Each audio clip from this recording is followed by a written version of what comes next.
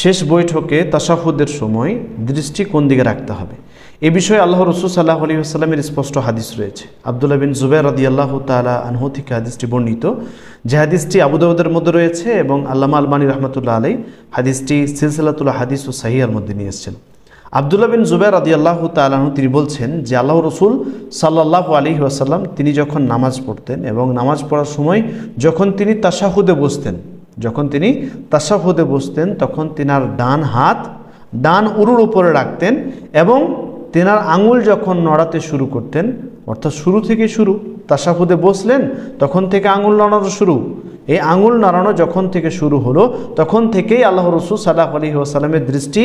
এই আঙুলের ওপর, তর্জনী আঙুলের ওপর তিনি রাখতেন এবং তার দৃষ্টি এদিক ওদিক হতো না, অতিক্রম করতো না, একদম এখানেই টিকে থাকতো। তো এটাই হচ্ছে সহিহ এবং সবথেকে উত্তম পদ্ধতি।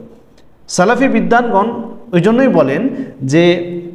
আমরা যখনই তাশাহুদে বসবো তখনই সঙ্গে সঙ্গে আঙুল নড়াতে শুরু করব, এরকম করে নয়। অনেকে আবার আঙুল এরকমভাবে নড়াতে শুরু করে, অনেকে আবার এরকম করে গোল করে ঘোরায়, না, এরকমভাবে নয়। সহিহ এবং উত্তম পদ্ধতি হচ্ছে সমস্ত হাদিসগুলো জমা করে, যেটা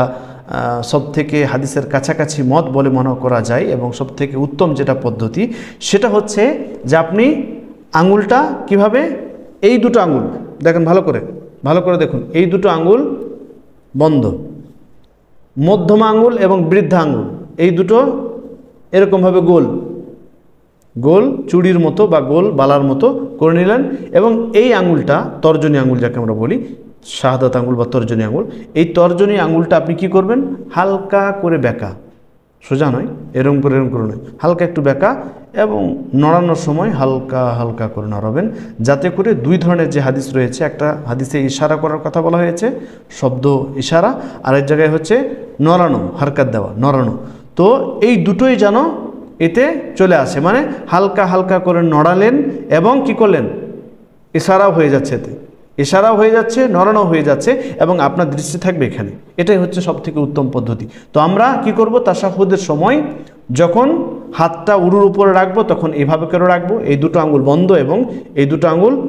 গোল করে নেব এবং এই তর্জনী আঙুলটা হালকা বেঁকা করে হালকা করে নড়াবো এবং ইশারা করব এবং আমাদের দৃষ্টি এটাতেই থাকবে।